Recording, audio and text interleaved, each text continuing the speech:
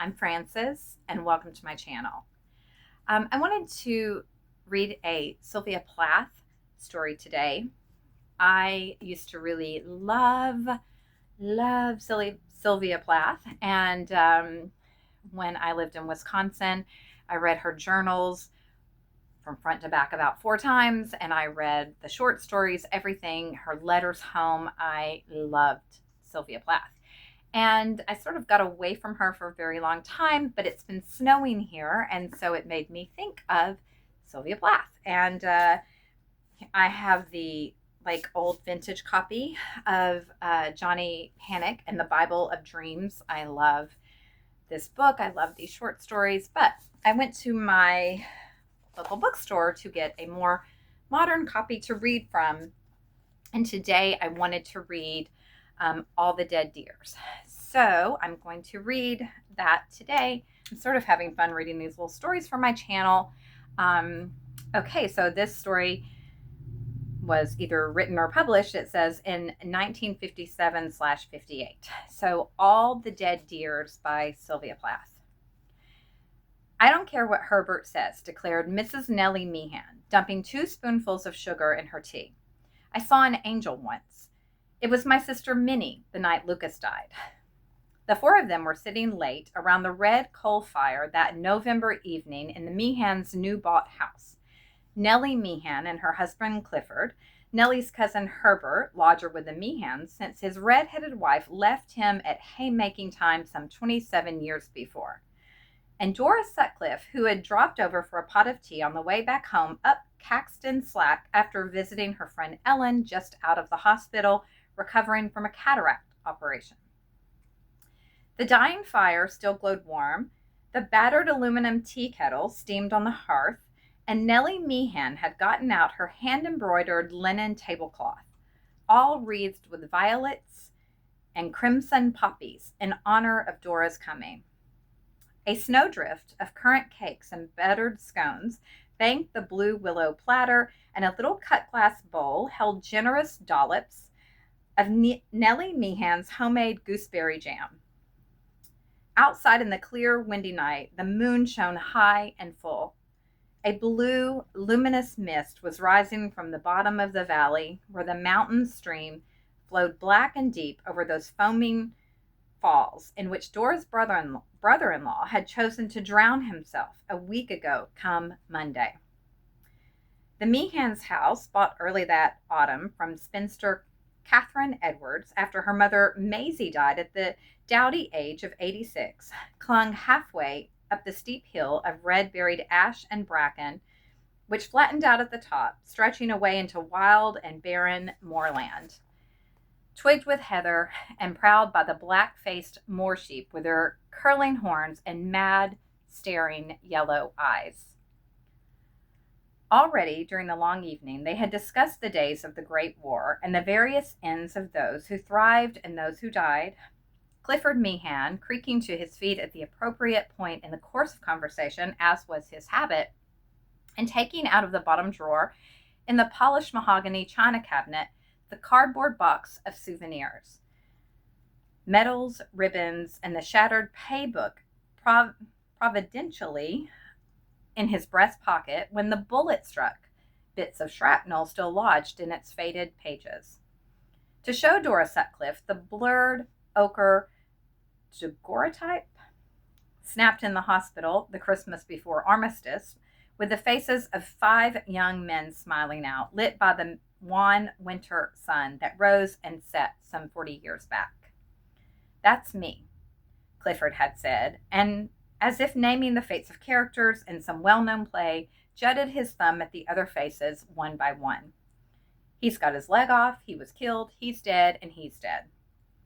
And so they gossiped gently on, calling up the names of the quick and the dead, reliving each past event as if it had no beginning and no end, but existed, vivid and irrevocable from the beginning of time, and would continue to exist long after their own voices were stilled.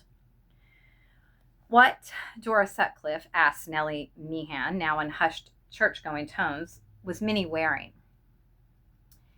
Nellie Meehan's eyes grew dreamy.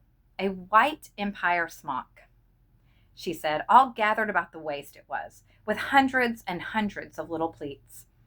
I remember just as clear. And wings, great feathery white wings coming down over the bare tips of her toes."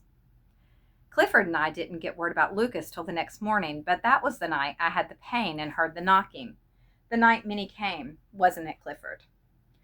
Clifford Meehan puffed meditatively on his pipe, his hair silvery in the firelight. His trousers and sweater bayberry gray, except for his vivid purple-veined nose. He seemed on the verge of becoming, sorry, my dog bites, of becoming translucent, as if the chimney mantle, hung with its gleaming horse brasses, might at any moment begin to show faintly through his thin, grayed frame. "Aye," he said finally, "that was the night." His wife's undeniable flashes of second sight had always awed and somewhat chastened him. Cousin Herbert sat dour and skeptical, his huge, awkward hands, cracked with wrinkles, hanging loose at his sides. Herbert's mind had long ago riveted itself on that distant, sunny day, the first fair weather after a week's downpour, when his wife, Rhoda's folks, up visiting to help with the haymaking, jaunted off to Manchester with Rhoda, leaving Herbert alone with the hay. On returning at dusk, they'd found their luggage packed, hurled into the far corner of the cow field. Rhoda had left him then, indignant with her parents. Stubborn and proud, Herbert had never asked her back, and stubborn and proud as she had never come. I woke up. Nellie Meehan's eyes blurred, as if in some visionary trance, and her voice grew rhythmic.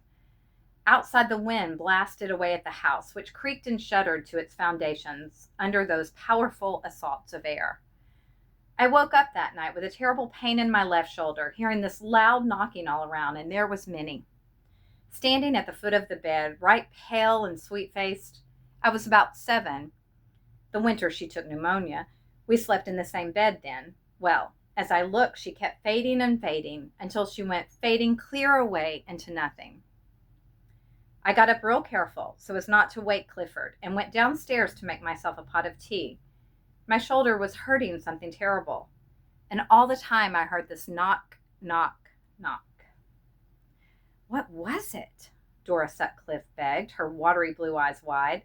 She had heard the story of Lucas's hanging countless times at second and third hand, but with every fresh telling the previous tales blurred, merging into one, and each time at this juncture she asked, eager, curious, as if some part of some perpetually inquiring chorus, "What was knocking?" "First I thought it was the carpenter next door," Nellie Meehan said, "because he was often up till all hours hammering away in his workshop in the garage. But when I looked out the kitchen window, it was pitch dark, and still I kept hearing this knock, knock, knock, and all the time the pain throbbing so in my shoulder. I sat up in the living room then, trying to read, and I must have fallen asleep, because that's where Clifford found me when he came down to go to work in the morning. When I woke up, it was dead quiet. The pain in my shoulder was gone, and the mailman came with a letter about Lucas, all bordered in black." "It wasn't a letter," Clifford Meehan contradicted. Without fail, at some point in her story, Nellie was carried away by an accuracy of this sort, improvising whatever details eluded her memory at the moment. "It was a telegram. They couldn't have had a letter in the post, and you getting it the same morning." "A telegram, then," Nellie Meehan acquiesced, saying, "Come, Lucas dead." "It must be one of your uncles," I told her. Clifford Meehan put in. "I said it couldn't be Lucas, him so young, a real fine master joiner he was." "But it was Lucas," Nellie Meehan said. "He'd hung himself that night. His daughter Daphne found him in the attic. Imagine." "Just imagine," Dora Sutcliffe breathed, her hand, as if independent of her motionless, attentive body, reached for a buttered scone. "It was the war," Cousin Herbert announced suddenly in sorry, I don't know those words, sepulchral tones, his voice gone rusty from disuse. "No lumber to be had for love nor money." Well, however it might be, there was Lucas. Clifford Meehan knocked his pipe against the grate and took out his tobacco pouch, just made partner of his joining firm. Only a few days before he went and hung himself, he'd stood out where the new apartments were going up and said to his old boss, Dick Greenwood, "I wonder, will these apartments ever get built?" Folks spoke to him the night he did it and noticed nothing wrong. It was his wife, Agnes, Nellie Meehan maintained, shaking her head sadly as she recalled the fate of her departed brother, her brown eyes gentle as a cow's. Agnes killed him, sure as if she'd poisoned him. Never a kind word had Agnes. She just let him worry, worry, worry to his death. Sold his clothes at auction, too, straight off, and bought a sweet shop with the money she took in, that and what he'd left her. Fancy! Dora Sutcliffe sniffed. I always said there was something mean about Agnes. She kept handkerchiefs over her scales, and everything in her shop was just that many coppers dearer than anywhere else. I bought a Christmas cake off Agnes only 2 years back and priced one exactly like it in Halifax the next week. Half a crown more, Agnes's cake was. Clifford Meehan tamped the fresh tobacco down in his pipe. Lucas went driving about the pubs with his daughter Daphne on the very night, he said slowly. He, too, had told his part of the story so many times, and each time it seemed to him as though he were pausing here, expectant, waiting for some clear light to spring out of his own words to illume and explain the bleak, threadbare facts of the going of Lucas. Lucas went upstairs after dinner, and when Daphne called him down to drive out, it was a couple of minutes before he came. His face was puff funny, Daphne said afterwards, and his lips kind of purple. Well, they stopped for a few bitters at the Black Bull, as was Lucas's habit of a Thursday night, and when he came back home after sitting about downstairs with Daphne and Agnes a bit, he put his hands down on the arms of his chair and heaved himself up. I remember him getting up like that 100 times and said, "I guess I'll go get ready." Daphne went up a little later and called to Agnes, "Pa's not upstairs." Then Daphne started up the attic steps. It was the only other place he could have been, and there she found him, hanging from the rafter, stone dead. There was a hole bored in the middle rafter, Nellie Meehan said. Lucas had fixed a swing up there for Daphne when she was just a young thing, and he strung the rope he hung himself with through that very hole. They found scuff marks on the floor, Clifford Meehan reported, coldly factual as the account in the yellowed newspaper dated 9 years back preserved in Nellie's family album, where Lucas tried to hang himself the first time, just before he went out, only the rope was too long. But when he came back, he cut it short enough. I wonder Lucas could do it, Dora Sutcliffe sighed, like I wonder about my brother-in-law, Gerald.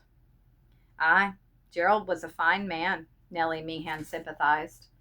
Stout and red-faced, husky as you could wish. What'll Myra do with the farm now he's gone? Lord knows, Dora Sutcliffe said. It was in and out of hospital with Gerald this past winter, on account of his kidneys. Myra said the doctor just told him he'd have to go back again. They still weren't right. And Myra all alone now. Her daughter Beatrice married the one who's experimenting with cows down in South Africa. I wonder your brother Jake's kept on so chipper, like he has these 30 years, Nellie, Clifford Meehan mused, taking up that fugue of family phantoms, his voice melancholy as a man's might be whose 2 stalwart sons had left him in his old age, the one for Australia and the sheep farms, the other for Canada, and a flighty secretary named Janine. With that witch of a wife, Esther, and his one surviving daughter, Cora, 28, numb as a tree. I remember Jake coming to our place before he married Esther. Those days absolutely shone with bright and funny conversation, Nellie Meehan interrupted, her own smile pale and wistful, as if already frozen in some dated family photograph. Coming to our place and throwing himself down on the sofa and saying, "Don't know as I ought to marry Esther. She's in weak health. Always talking about ailments in hospital." Sure enough, 1 week after they were married, Esther's in hospital having an operation that cost Jake £100. She'd been saving it up till he'd married her and would have to pay for the whole due. Slaved all his life for his woolen mill, my brother Jake did. Nellie Meehan stirred the cold dregs of her tea. And now he's a fortune and ready to see the world. And Esther won't stir a step out of the house, just sits and nags at that poor, silly Cora. Wouldn't even let her be put in a home where she'd be among her own kind. Always taking herbs and potions, Esther is. When Gabriel was on the way, the only good one of the lot, right in his senses, after that queer Albert was born with his tongue in wrong, Jake came right out and told Esther, if you ruin this one, I'll kill you. And then pneumonia took the two boys, good and bad, not 7 years after. Nellie Meehan turned her tender eyes on the red embers in the grate as if the hearts of all those dead glowed there. But they're waiting. Her voice dropped low and reassuring as a lullaby. They come back. Clifford Meehan puffed slowly on his pipe. Cousin Herbert sat stone still. The fading fire carved his brooding features in stark light and shadow, as if out of rock. I know, Nellie Meehan whispered almost to herself. I've seen them. You mean, Dora Sutcliffe shivered in the thin, chill draft sifting through the window frame at her back. You've seen ghosts, Nellie? Dora Sutcliffe's question was rhetorical. She never tired of Nellie Meehan's accounts of her spasmodic commerce with the spirit world. Not ghost exactly, Dora, Nellie Meehan said quietly, modest and reserved as always about her strange gift. But presences. I've come into a room and I felt somebody standing there, big as life. And it's often I've said to myself, if you could just see that bit harder, Nellie Meehan, you'd see them plain as day. Dreams, Cousin Herbert's voice rasped harsh. Stuff. As if Cousin Herbert were not in the room, as if his words met deaf ears, the three others spoke and gestured. Dora Sutcliffe rose to leave. Clifford'll walk you up Slack Way, Nellie Meehan said. Cousin Herbert got up, without another word, his shoulders hunched, as if laboring under some great, private, unspeakable pain. He turned his back on the group about the fire and stalked to bed, his footsteps hollow and heavy on the stairs. Nellie Meehan saw her husband and Dora Sutcliffe to the door and waved them off into the gust of wind and drifting moon haze. For a minute she stood in the doorway, gazing after those two figures vanished in the dark, feeling a cold more deadly than any knife strike to the marrow of her bones. Then she closed the door and went back toward the parlor to clear away the tea things. As she entered the parlor, she stopped, stunned. There, in front of the flowered upholstered sofa, hung, a few inches above the floor, a column of dazzle, not so much a light bodied on the air, but a blur, superimposed upon the familiar background, a misting across the sofa, and the mahogany china cabinet behind it, and the sprigged rose and forget-me-not wallpaper. As Nellie Meehan watched, the blur began to shape itself into a vaguely familiar form, its features pale, solidifying like ice on the vaporous air until it bulked real as Nellie Meehan herself. Nellie Meehan stood, unblinking, and with her steady eyes fixed the bright apparition. I know you, Macy Edwards, she said in soft, placating tones. You're looking for your Catherine. Well, you won't find her here anymore. She's living away now, away down in Todmorden. And then, almost apologetically, Nellie Meehan turned her back on the glimmering form, which still hung in the air, to stack and watch the tea service before Clifford returned. It was with a queer new lightness in her head that she noticed the plump, tiny little woman, propped stiff, mouth open, eyes staring, stock still in the rocking chair next to the tea table. As Nellie Meehan gaped, she felt the encroaching cold take the last sanctum of her heart. With a sigh that was a slow, released breath, she saw the delicate blue willow pattern of the saucer showing clear through the translucence of her own hand, and heard, as if echoing down a vaulted corridor, sibilant with expectant, gossiping shadows, the voice at her back greeting her like a glad hostess who has waited long for a tardy guest. Well, said Maisie Edwards, it's about time, Nellie. The end.